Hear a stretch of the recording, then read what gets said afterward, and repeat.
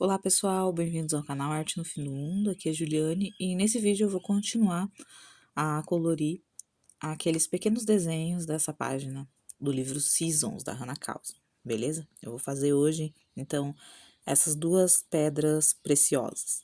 Vocês sabem que eu tenho utilizado os lápis de cor da Faber-Castell, da linha Gold Faber, mas eu costumo dizer para vocês não se prenderem tanto a isso e adaptarem as cores. Além disso, no final eu passo também uma opção para vocês com o Super Soft, beleza?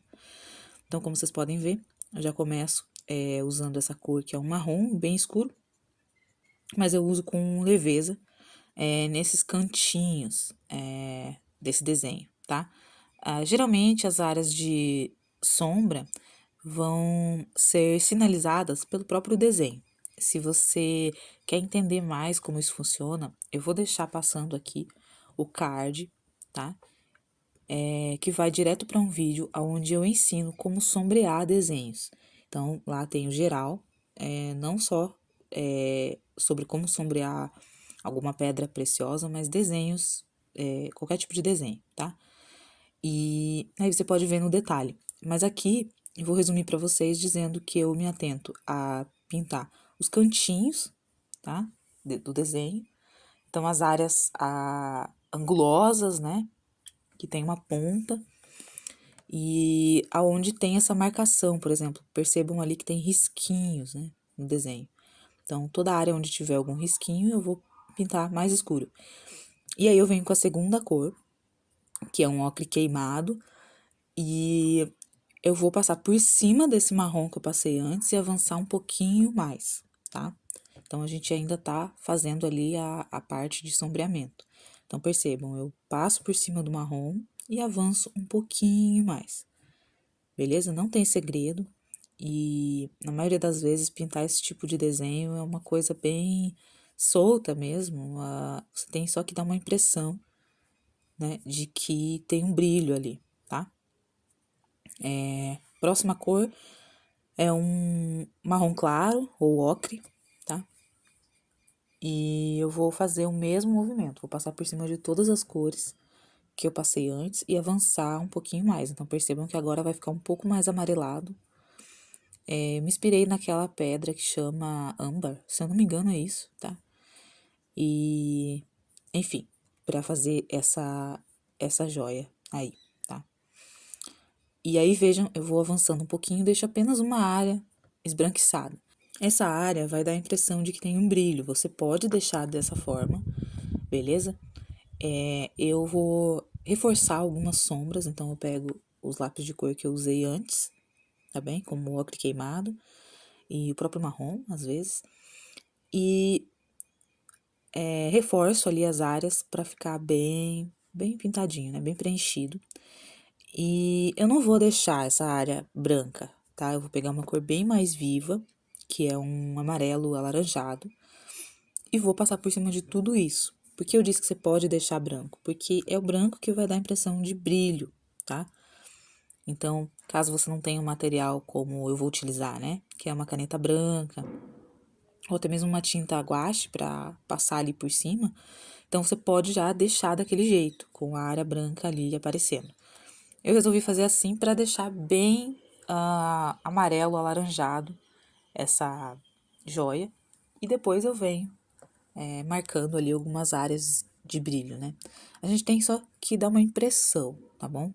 Não vai ficar nada certinho.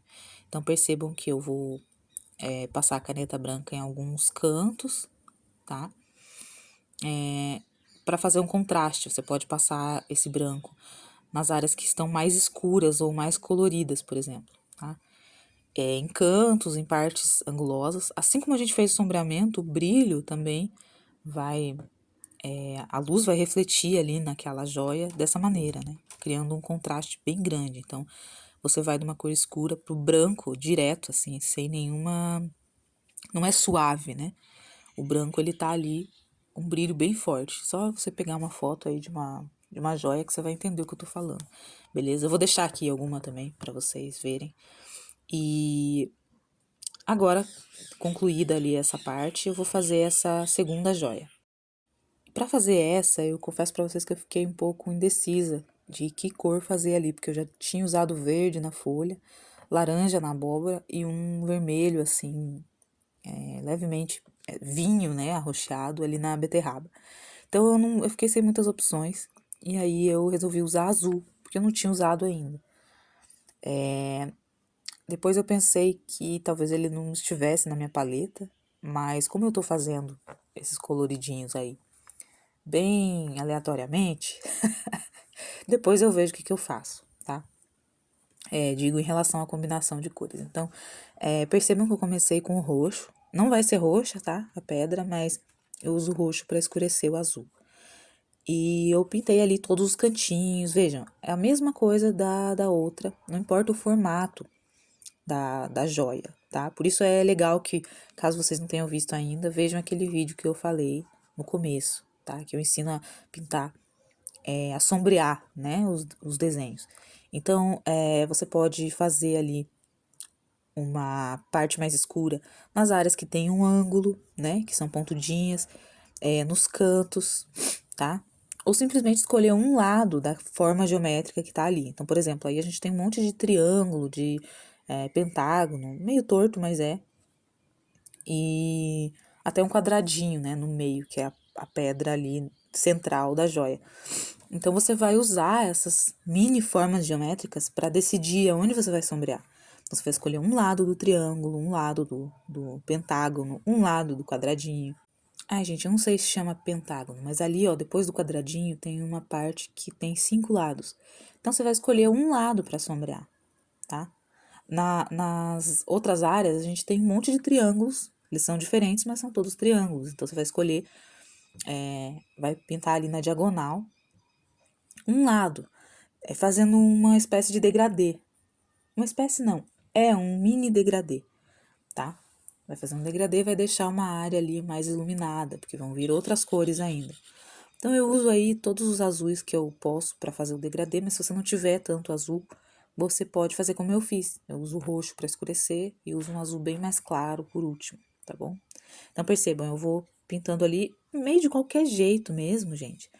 Porque assim, eu olhei algumas fotos de pedras preciosas antes de colorir e quanto mais solta for a pintura, mais impressão de que parece uma joia você vai conseguir, tá bom? Não é uma coisa certinha, assim. E você tem que deixar esse espaço ali, ó, em branco, percebam. Eu fiz um mini degradê ali, né? Como eu disse pra vocês. E tem uma área sem colorir, tem uma área sem pintar e parece que tá mal acabado. Mas eu vou vir com o acabamento justamente na parte em que eu reforço o branco com a caneta branca ou com tinta, caso você não tenha caneta, certo? E se você não tiver nenhum desses dois materiais, é mais importante ainda você deixar bem marcado o espaço ali que você vai deixar em branco, tá bom? Deixa bem marcado mesmo. Não é um degradê suave, é um degradê de uma cor para outra. Mas antes da área branca, você tem que deixar bem marcado. Que o brilho é isso, gente. É um branco ali em cima daquela peça, né? A luz refletindo naquela peça e deixando uma marca branca bem visível, tá? Não existe um degradê. Podem reparar, é assim em metais e é assim em pedras preciosas também. Gente, eu tô tentando descrever da melhor maneira possível para vocês, ó. Vejam, eu vou reforçando ali as áreas que já estão mais esbranquiçadas com a caneta branca, deixando ainda mais branco. Percebem como dá a impressão de que brilha aquilo? Mas eu ia dizendo que eu tô tentando descrever da melhor maneira possível, mas se vocês tiverem alguma dúvida, deixa nos comentários, veja o vídeo devagar, tá bom? Ah, e vão até esse outro vídeo que eu ensino a sombrear, porque realmente esse vídeo tá grande, assim, mas eu passo num detalhe para vocês entenderem a lógica por trás desse sombreamento em desenhos tão diferentes, né? É a mesma coisa sombrear uma abóbora ou uma pedra preciosa? De um modo geral, é sim, tá? Eu falo sobre isso nesse vídeo aí, beleza? Então, isso caso vocês tenham muita dúvida, enfim, não tenham visto ainda, tá? Eu volto na joia amarela para reforçar os brilhos, porque, percebam, no amarelo é mais difícil aparecer o contraste dessa cor com o branco, né? No azul ficou muito mais evidente o branco ali, então nem precisei reforçar. Concluída a pintura das duas joias, eu vou passar para vocês algumas referências. Tô usando o Super Soft 50 cores, tá? Eu vou passar os números de referência para vocês. Vocês podem consultar, tem uma tabela. Se eu não me engano, eu peguei essa tabela na internet, por aí. Não sei se foi no site da Faber-Castell, mas é bem fácil. Você digita lá tabela do Super Soft 50 cores. E é aquela caixa mais antiga, assim, tá? Não sei se ainda valem esses números.